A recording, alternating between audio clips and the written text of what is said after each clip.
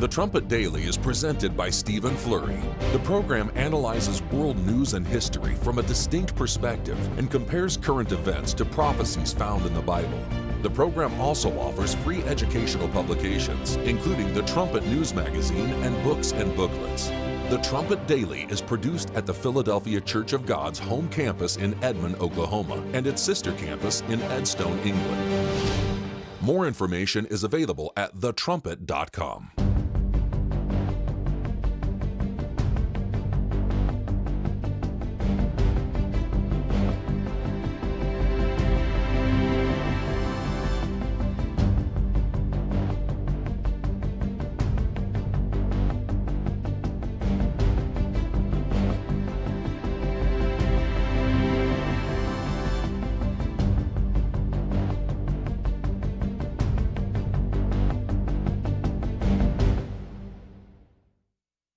The Trumpet Daily program begins right now.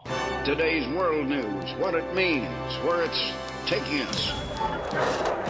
I bring you the one and only possible message of world peace. This is a message of hope, tremendous hope. And he said unto me, you must prophesy again. The Trumpet Daily program begins right now.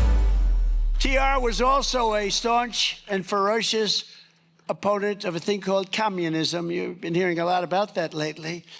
He said the doctrines of communistic socialism, if consistently followed, mean the ultimate annihilation of civilization. Other than that, he thought it was wonderful.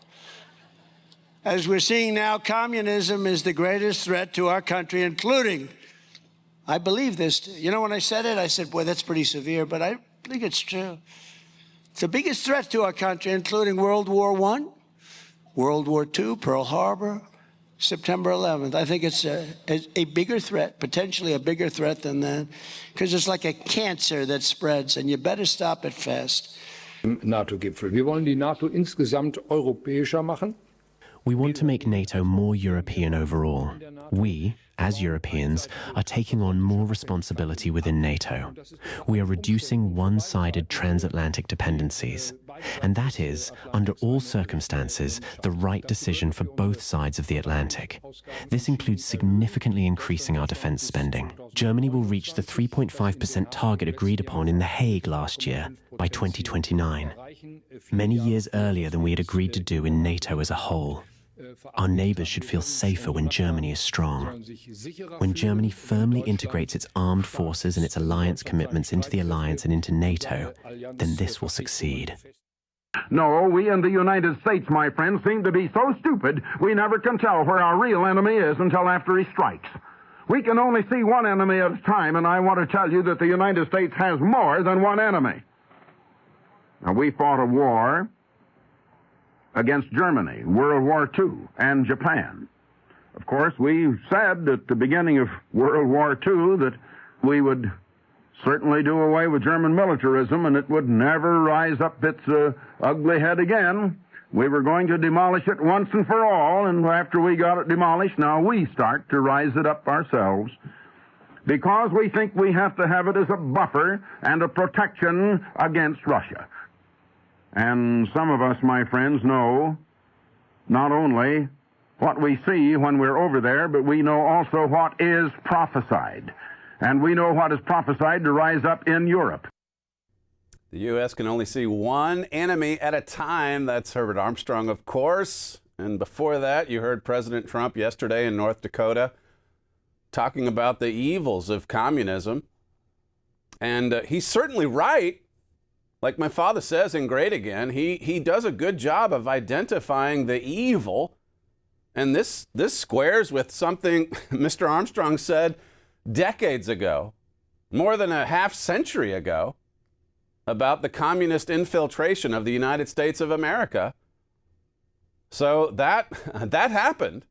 And Herbert Armstrong was ahead of his time, warning of the spread. It's interesting that all of these stories we've been discussing this week, it's happening right at the time of our nation's birthday, 250 years.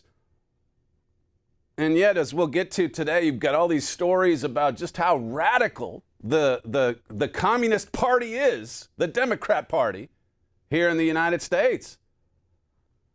And so there are those that recognize it, and yet at the same time, we're encouraging Germany to rebuild a military machine. We can't see any other enemies. We just see the radical left. We know that that's evil. And you know, the other thing we can't see is our sins. In a lot of ways, to point at communism or the spread of socialism as the great evil of our day, it hides the fact that as a country, or as countries, to bring in Ephraim as well, like we did on the show yesterday, we're not looking at our sins. We're not confronting our sins. We're not confronting the sin, the evil in our hearts. Okay, so we're finally confronting the communists. even as we encourage the Holy Roman Empire to rise up. And that's the empire, of course, as Herbert Armstrong said over the course of his ministry, that's going to come against the United States and Britain.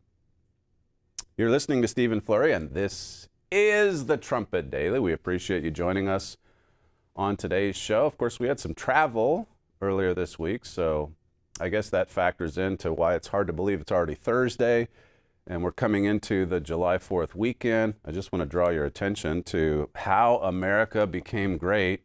That's the July issue of the Trumpet magazine. And Joel Hilliker in the morning brief draws attention to this issue. And he also said how that there's polls out there showing that the national pride in America, it's never been lower. It's never been lower. That's why, you know, when I saw the start of the U.S. soccer match last night, to see athletes, professional athletes, players, singing along with the national anthem, and some of them had their hands on their chest. You get excited anymore just seeing something like that because it's so unusual. Because most athletes don't do that. There was a time, not that long ago, St. Floyd, remember that? And everyone was taking a knee because we were embarrassed about our history. We were embarrassed about national pride. We were embarrassed by patriotism. That was just 6 years ago. The summer of love. Everybody showing hatred and contempt for their country. And here come these polls. Only a third of Americans are extremely proud to be an American. Meanwhile, the Democrat Party just goes further and further left toward communism. And as you heard from President Trump, it's a threat. It's not the only threat, but he certainly sees that threat. If only these communists were held to account, prosecuted for their crimes, for their evil. There's a yawning gulf between political parties. Whereas 70% of Republicans call themselves extremely proud, among Democrats, it's a miserable 14%. 14% that are extremely proud to be American. It says something deeper than one man in the Oval Office is eroding national pride. One explanation, Mr. Hilliker says, lies in the rising popularity of democratic socialism in America, as recent election victories and polling data show. This reflects a total rejection of America's founding principles. How can you have pride in a country built on ideas you oppose? How can you have pride? I mean, this goes deeper than just a political party. You look at our educational institutions, you look at the erosion of morality, you look at popular culture. As I say, you look at the athletes, you look at the examples. So much hatred and contempt from within and without.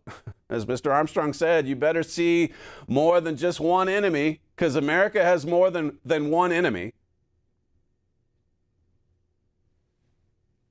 Axios says Kamala Harris reaches out to Mamdani, pro-Palestinian activists, in the run-up to 2028. It's not that we want to comment much on what's going to happen in the presidential election in 2028, but the fact that she's looking to Mamdani and pro-Palestinian activists, that tells you everything you need to know. If you're going to win democratic elections, you've got to be a communist. It used to be that the Democrats, it wasn't even that long ago, that they would lie and say, no, we're not, certainly I'm not a socialist. And then they'd carry on with their socialist policies. But now it's just out in the open. And you see it, like I said yesterday, in the primaries in Georgia, in Colorado, in D.C., in New York. The Democrat Socialist Party Colorado wind shows third world communism is the new norm in the Democrat Party. That's at the Federalist. Third world communism. That's what we're celebrating. So many of us, so many Americans, like Mr. Livingston brought out earlier this week, you've got all these visitors flooding into the country for the World Cup, and they can't believe how blessed we are. They can't believe that every building is air conditioned. There's a heat wave right now in Europe. I think 1,500 people have died in Paris, and they're mostly elderly or handicapped, but still, it's just too hot. And so they're dying. America has had it so good. We've been blessed with so much prosperity. Visitors driving through Kansas City. World Cup visitors, they can't believe what just a Midwest town, how people live in a place like Kansas City. That's Kansas City. That doesn't even have as much wealth as some of the coastal cities. And yet here are Americans living in big, spacious, air-conditioned homes. And these visitors from overseas, they can't believe it. They can't even believe it. And of course, there's a lot of jealous contempt that these people have for America because of it. But how spoiled are we? Here we've been given all of these blessings, and you've got people winning campaigns on the platform of, let's bring in third world communism. That's the ticket. That's what really sells. Happy birthday. 250 years. The string of socialist victories across the country shows that the ideas many thought were once confined to the fringe of the Democrat Party are no longer fringe. They're right in the mainstream. And the Democrat Party, give or take a few percentage points, I guess, it's 50% of America. And Democrats are excited about these third world communist candidates. They love it. They want more of it. These latest primary victories for openly socialist candidates prove that Democrat voters don't really see a need to keep hiding the ball. Candidates who openly campaign on being a socialist are the choice of Democrats.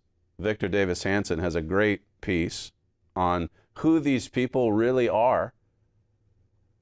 What's their background? What's their ideology? What's their education?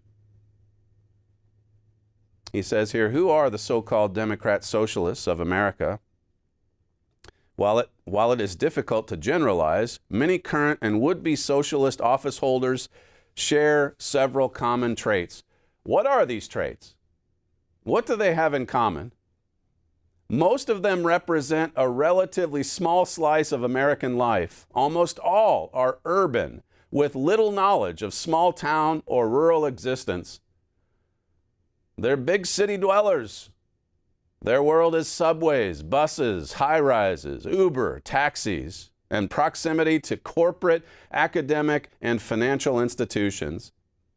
Yet often with little understanding of where their food, fuel, water, or everyday goods originate, or where their waste and sewage ultimately go. They have no idea how our society functions. They've just grown up spoiled. Spoiled children. And like I said yesterday, a lot of them are young people in their 20s and 30s.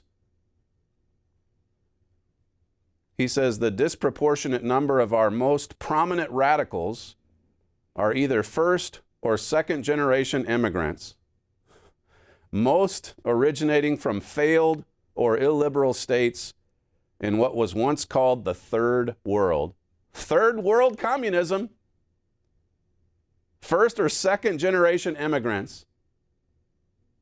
Their parents, their grandparents, they risked everything presumably to come to America, and then the children, the grandchildren, spoiled on the wealth and the prosperity, the ease, the luxury of American life.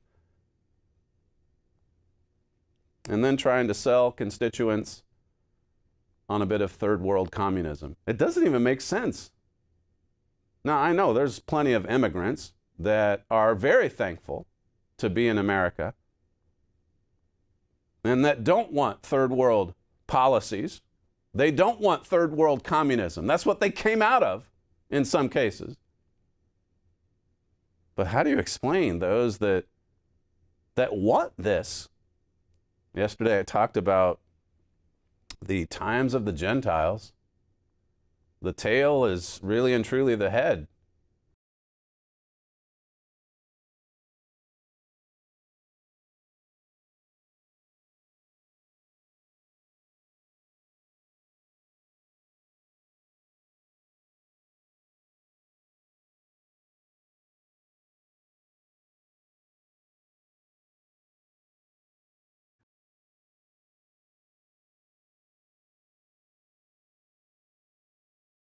Very similar in some ways to what's happening in America, and they too are deeply divided about that issue and many other issues.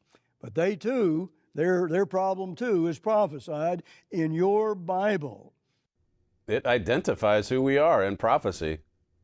Like my father says there, Ephraim and Manasseh. Britain has a problem with illegal immigration as well. You see it in the knife crime. And then to see, like you heard yesterday, Prince Charles from 1993, just bending over backwards for Islam, praying with Muslims. Now you've got Mamdani as the New York City mayor and Kamala Harris reaching out to him and his group.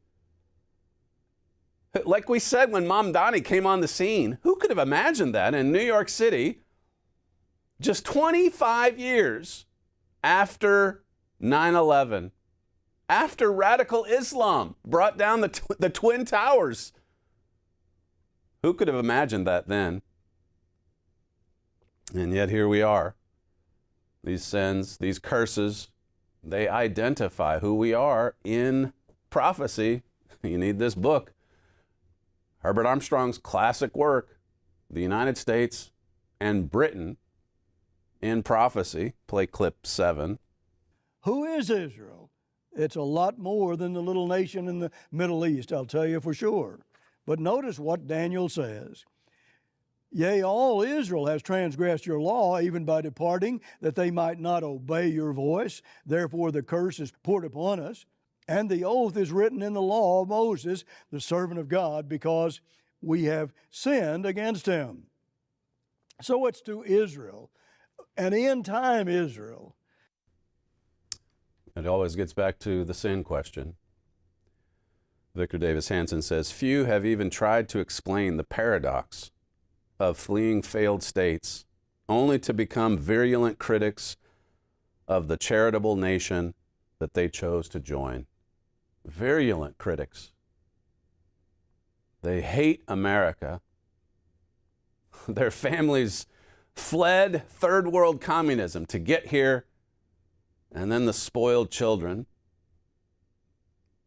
they express their hate. It says, while they damn the nation's founding as a settler colonial white supremacist project and dismiss its first 250 years as a grim catalog of isms and ologies, they never explain why they or their parents would have chosen to come to such a cesspool in the first place. Why are immigrants flooding into America? When the border was wide open during the auto pen years, why did they flood in by the millions, tens of millions? It says, why do they not leave now for more authentically non-white paradises in Africa, Asia, Latin America, or the Middle East? See, it reveals, you can't explain it logically, but the fact that it's happening, it reveals who we are. It shows that we're being besieged by curses. Just like my father said in that 2014 program. You can play clip 8. If you go back to that law of Moses, the first 5 books of the Bible, it tells us what's going to come upon us in this end time. That's what Daniel is saying, because it's only an end time book. It makes no sense any other time. And he says now you're going to see all of these problems come upon you, and it's written right there in those first books of the Bible. It's for our time, the last days. In that Victor Davis Hanson piece, he says they are often glib but otherwise poorly educated. Few possess any real grounding in history, literature, or the STEM fields. When they graduate from left-wing universities, they emerge strikingly arrogant and ignorant at once. What a combination, arrogance and ignorance.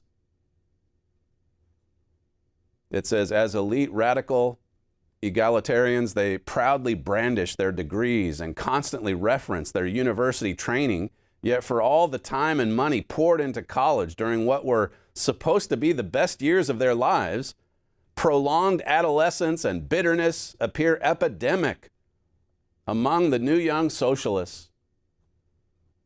Bitterness, childishness. This is straight out of Isaiah 3. The children oppress, it says there. Isaiah 3, verse 12, read it. They're oppressors. They're not building up society. I go around all the time talking to students and young people out in field congregations, telling them how much we need them. We need youthful vitality. We need energetic youths who have their hearts in the work.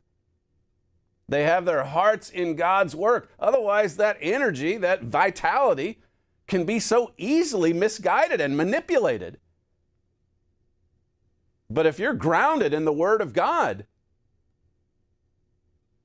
I'm reading Eric Metaxas's book on the revolution, what led up to it, America's revolution, that is, in the 1700s. And so many of the main players, there's a few exceptions, but so many of them were young, in their 20s or 30s. George Washington went off to fight in the French Indian War at 21 years of age and was spared miraculously, by the way, and then came back later to lead the Continental Army. I think he was in his 30s at that time, maybe early 40s. But still, these were young, youthful Americans. How much do these socialist candidates even know about that history? They just look back on it and they sneer. Well, yeah, they were all white. That's the problem. The project was flawed from the beginning. And oh, by the way, happy birthday. 250 years. What would George Washington and the founders have thought of a political party, one of two, that wants to bring in third world communism? They want to invite an invasion from the third world, as I said on yesterday's show. You can't even imagine it being talked about, let alone happening in the late 1700s. And yet here we are. Many of these third world communists, he lists them off, AOC and a bunch of others I'm not as familiar with. They are either childless, single, or both. That's Isaiah 3, verse 12. For all their sermonizing about diversity, it's relatively rare to find a democratic socialist who is a suburban, married with children, and therefore has a direct personal stake in local school curricula, charter schools, vouchers, crime, law enforcement, and basic urban safety. They're not family men and women. For the most part, they're like what he just described there. So the family the traditional family, it's just been a total breakdown. And like Mr. Armstrong said, that is the foundation of any stable, strong society. What happens when the family breaks down? Well, society breaks down. And that's what this swing toward radicalism and extremism, third world communism, that's what it shows. It shows just how far down we've gone. As I said on yesterday's show, the higher up we go with respect to blessings and prosperity and power, the harder the fall. Listen again to my father from 2014, clip 9. God then goes on to in Deuteronomy 28 and says, well, now look, if you don't obey me, here's what's going to happen. Here's what's going to come upon you. And here's where we see something said that applies to our southern border in America and even to Britain's immigration problem. Notice he says there, if you don't obey me. So it's good that there are some, including President Trump, that identify the evil that is communism, the communist infiltration of America, but don't let that take away from where our real focus should be. How did this happen? How did it spread? Well, because of our sins. It says in some, this is Victor Davis Hanson, democratic socialism is a top-down movement run by insulated elites who have little understanding of or genuine interest in the lives of millions of ordinary Americans living outside the walls of their parochial cloisters. One final clip here from my father, clip 10. Notice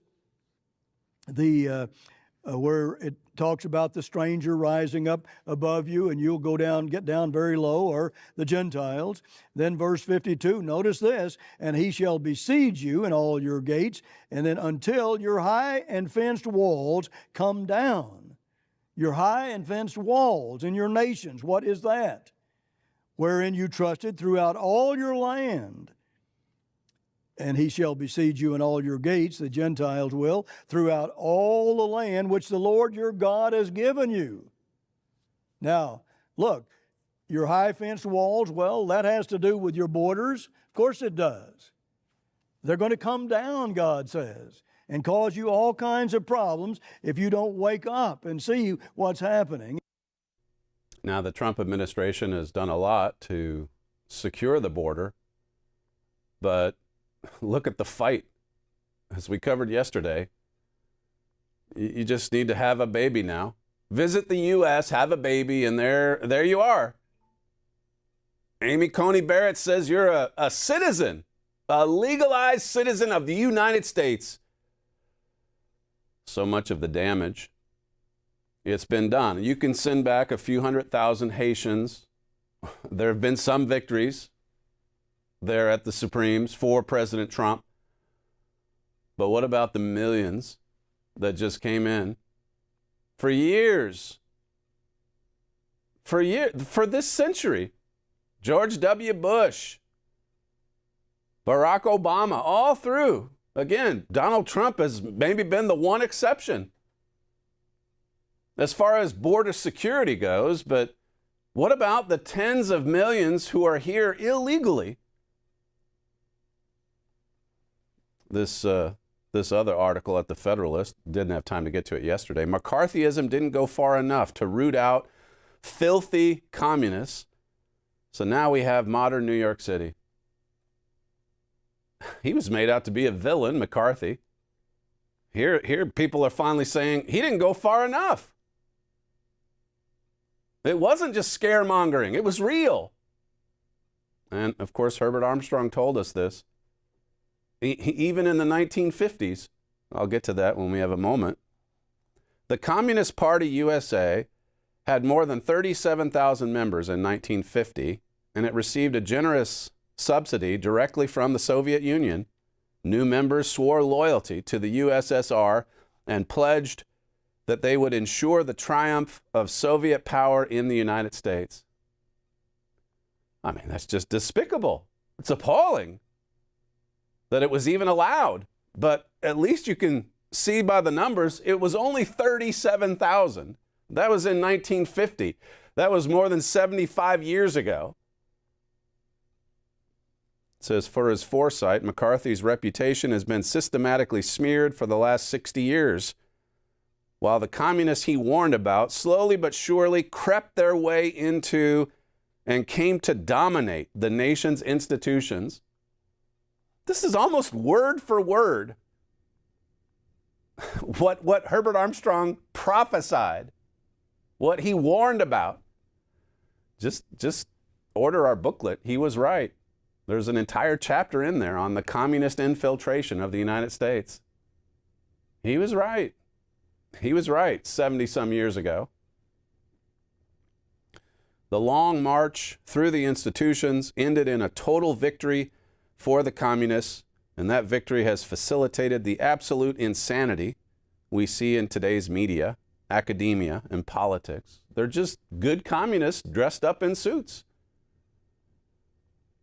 They're calling for third world communism, even as they receive their millions, being a media superstar.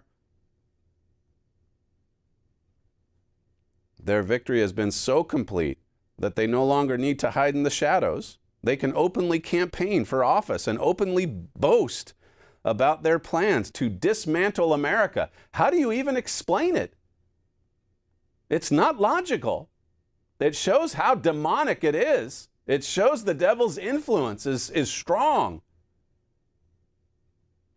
How fast would their millions evaporate away if their objectives were carried out all the way through? God had to intervene, didn't he, to save America from having even its name being blotted out. Think about that as we go into our 250th year anniversary. How close America was just a few years ago to being entirely blotted out. I guess President Trump's only been back in office for a year and a half. A year and a half ago, what would America be like today had Kamala won, or Joe Biden before he had to bow out? Both of them, just an extension of the dear leader, Barack Hussein Obama. He's still on the talk show circuit, by the way, talking about the Declaration of Independence. He lies. He lies. We came face to face with the spirit, that lying spirit, when Herbert Armstrong died. And the Takach people came along and just lied to the brethren, said that we're not making changes, just little modifications, that's all. We have the same doctrines, the same teachings as they worked behind the scenes. They were hard at work, by the way, dismantling everything that Mr. Armstrong did and taught. They destroyed it. They were sons of destruction. Mr. Armstrong was a builder. I'm going to give a program on that. Maybe tomorrow, we'll see. He built for God. And the Takach administration and all of their supporters, they destroyed for the devil. That's what it amounts to. There's quotes in Mystery of the Ages where it says God is a creator, he's a designer, he's a builder. And Satan is a destroyer. What a contrast. Here these people come into the United States of America, blessed Manasseh, and they just want to destroy. They want to destroy the Constitution. They want to destroy capitalism. They want to destroy the Republic. They want third world communism. He was right. This article says here, the current wave of openly communist candidates attaining real political power in the public square shows that not only was McCarthy right that communist elements were operating within the United States, but also that his efforts to root them out did not go far enough, allowing the leftist cancer to fester within the American body politic. It always aggravates me when you see something like this. McCarthy was right. And no one gives God credit. No one gives Herbert Armstrong credit. They said it. Mr. Armstrong prophesied it. Why aren't there more people lining up at the Federalist or wherever saying, hang on a second, have you seen this booklet, this brochure, He Was Right? Have you seen this quote from Herbert Armstrong from 1956? It's right there in America Under Attack. My father wrote this. In 1956, Herbert W. Armstrong encapsulated the emerging threat of communism in America as a psychological warfare of propaganda, infiltration, subversion, demoralization. It's a warfare that has attacked our minds and our moral and spiritual values rather than our bodies and our earthly possessions. That's a quote from Herbert Armstrong in 1956. Well, here's another anniversary, 70 years on from that classic quote.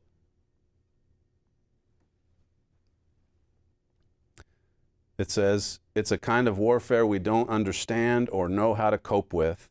It uses every diabolical means to weaken us from within, sapping our strength, perverting our morals, sabotaging our educational system, wrecking our social structure, destroying our spiritual and religious life, weakening our industrial and economic power, demoralizing our armed forces, and finally, after such infiltration, overthrowing our government by force and violence. That's what these young Democrat socialists want. And now you've got Kamala and Chuck Schumer and Maxine Waters. They're coming right out in the open with the same ideology, the same agenda, the same talking points as these young socialists who just want them some third world communism. Happy birthday, America.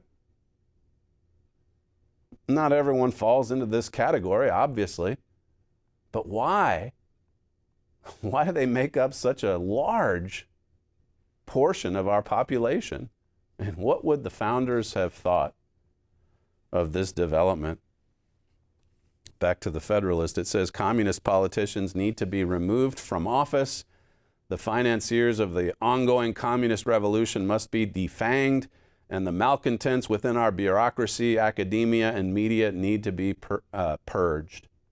It says a complete scorched earth campaign is the only viable way to excise the communist threat, a threat that is closer to destroying America than the Soviet Union ever dreamed of.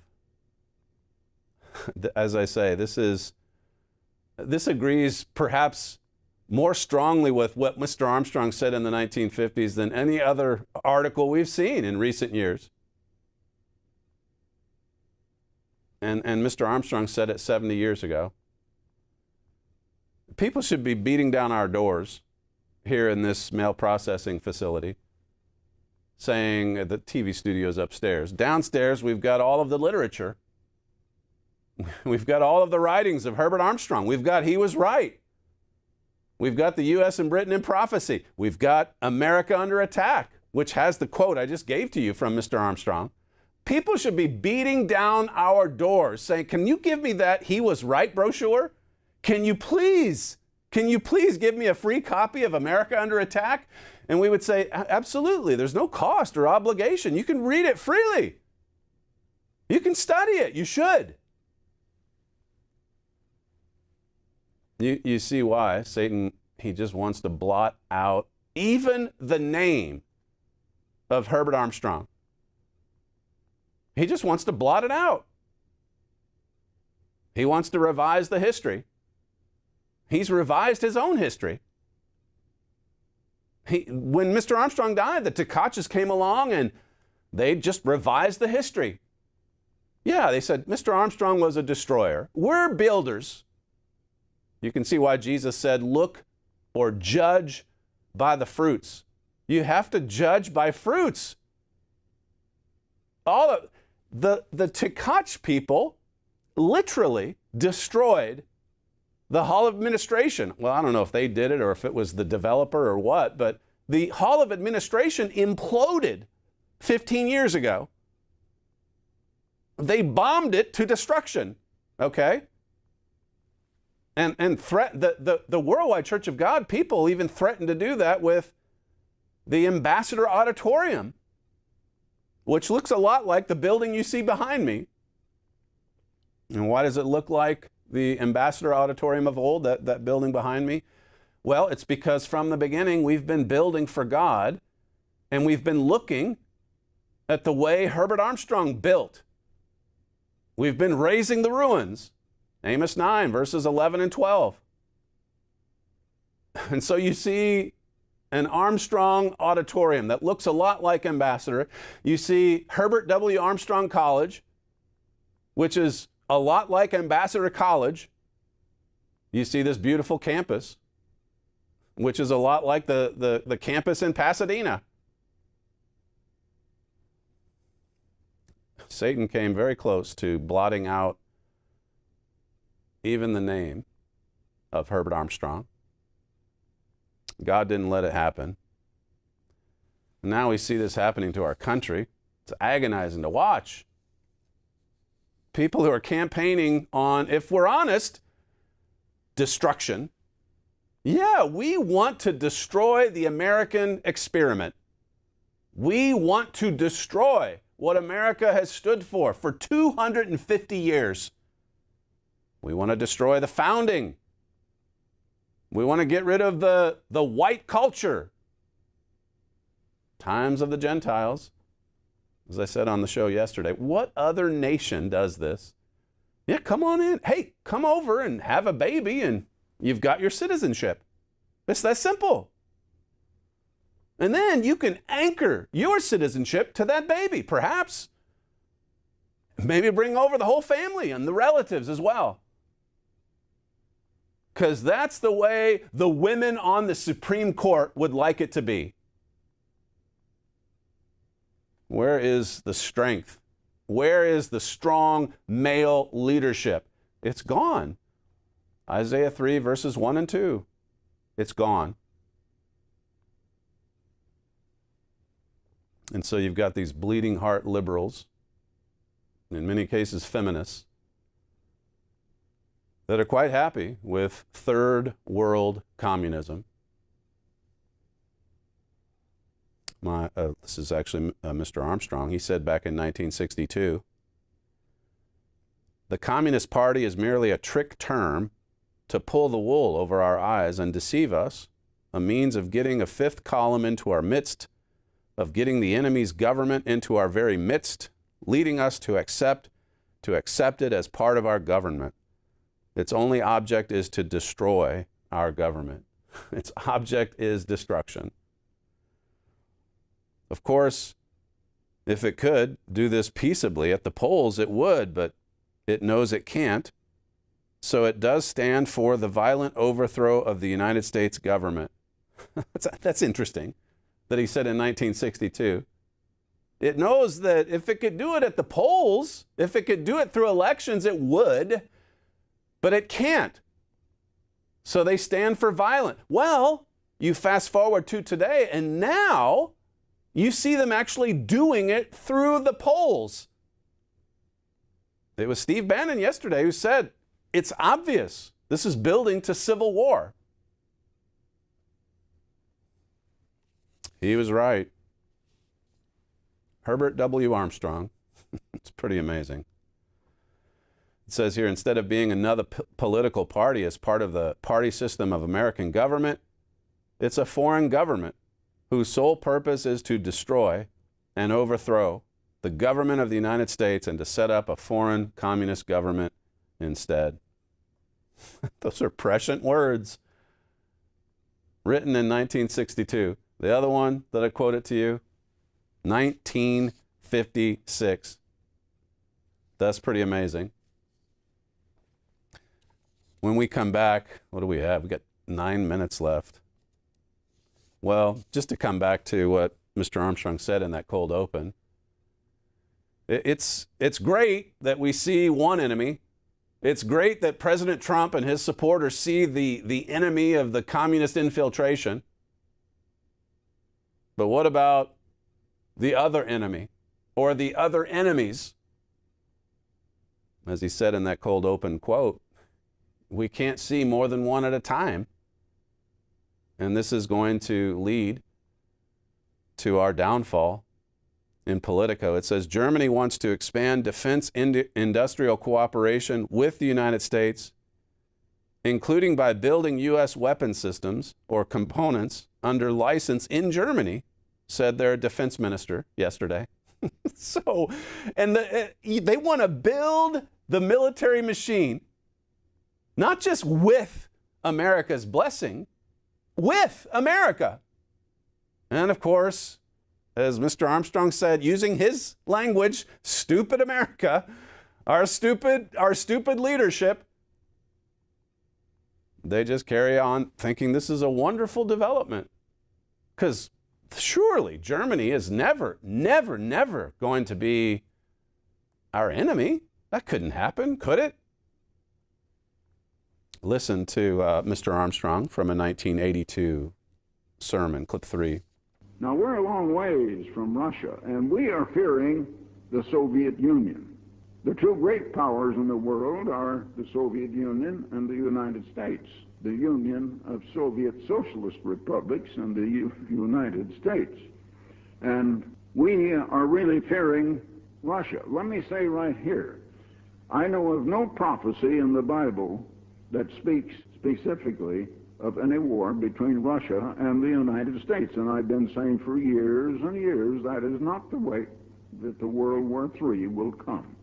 However, let me say that the resurrection of this so-called Holy Roman Empire that existed from 554 on to 1814 in Europe will trigger World War III.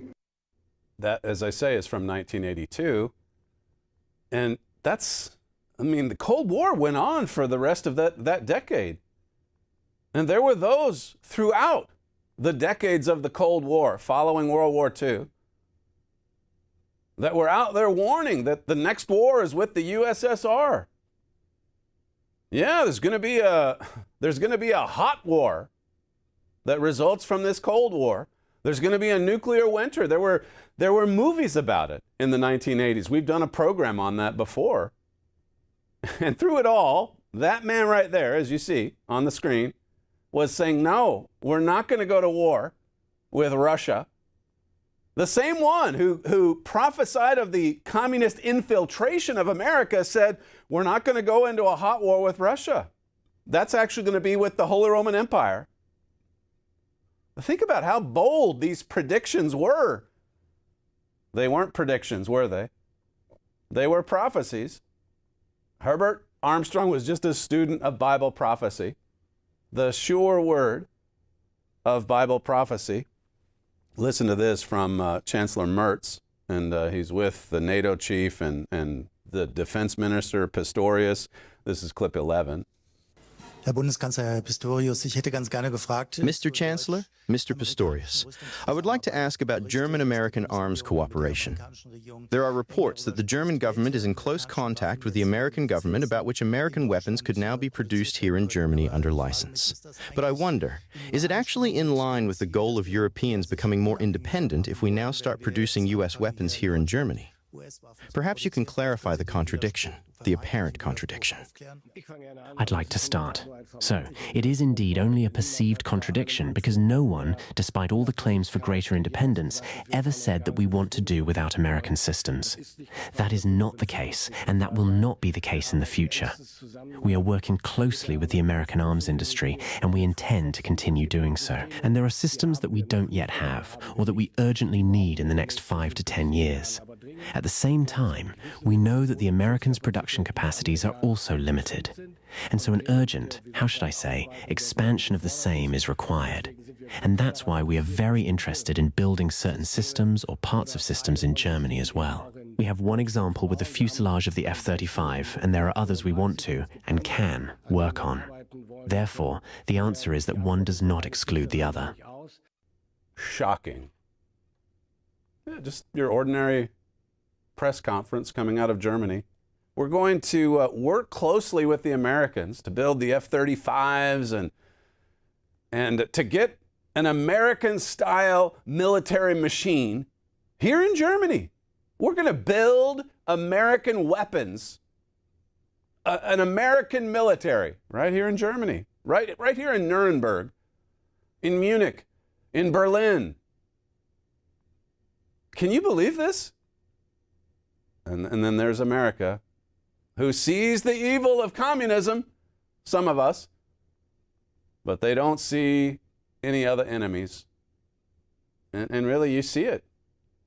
You see it in President Trump's statements about every other nation, pretty much.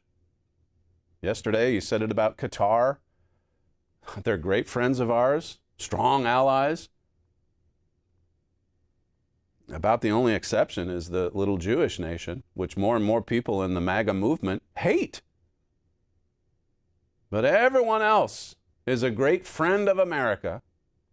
Now, there's that communist infiltration here at home. That's insidious, and that needs to be extracted from our midst. But outside of that, the world's a pretty good place. Everybody loves America. You see it at the World Cup level. What did Mr. Armstrong say in that cold open? I should play it again. We never can tell where our real enemy is until after he strikes. How dangerous is it to help Germany build its military machine, and then to wait and to wait and to wait to realize that, oh, they're actually an enemy, but they've already lashed out. They strike at America, and then finally our people will begin to wake up to the prophecies of God, to what Herbert Armstrong was saying a century ago, from 1926, 27 on through to 1986. Play this next one from Mr. Armstrong's World Tomorrow program, clip 5.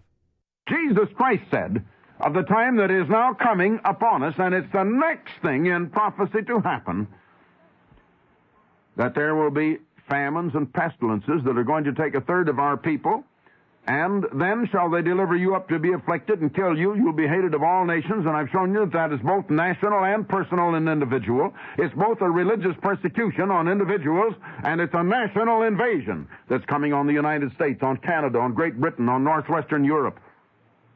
And it is not coming from Russia. You're going to be surprised. That was during peak Cold War levels. It's not going to be Russia. You're going to be surprised. You're going to be shocked. You're going to be dumbfounded. As I say, now would be a good time to delve into this classic work on Bible prophecy. The United States and Britain in prophecy. Where are we in prophecy? Where do we fit in the panoramic events or flow of events that culminate in the return of Jesus Christ to this earth? That's all we have time for on today's show, the fastest moving hour in broadcasting. You're listening to Stephen Flurry, and this is the Trumpet Daily. We thank you for joining us on today's show, and we'll see you again tomorrow.